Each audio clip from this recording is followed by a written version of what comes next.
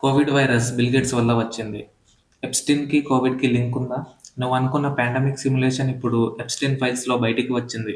Epstein files ప్రకారం bill gates తన BGC3 think tank నుండి కొన్ని కాన్ఫిడెన్షియల్ ఫైల్స్‌ని ఎప్స్టీన్‌కి షేర్ చేశాడు. అందులో మెయిన్‌గా biological defence and pandemic simulation projects గురించి డిస్కస్ చేశారు.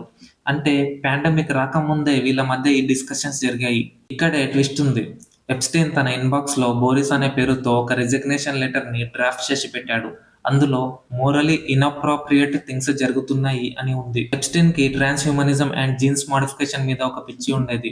అదే ఇప్పుడు వ్యాక్సిన్ కాన్స్పిరసీకి ఫ్యూల్ పోస్తుంది. ఎప్స్టీన్ 2019లోనే చనిపోయాడు.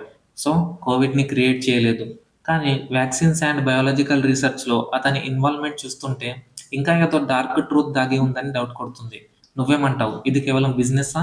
లేదా ఇంకా ఏదైనా ఉందా? కామెంట్ చెయ్యి. దాచకుండా నిజాలు చెప్పే ఇలాంటి అప్డేట్స్ ఇంకా కావాలి అంటే వెంటనే ఫాలో కొట్టు.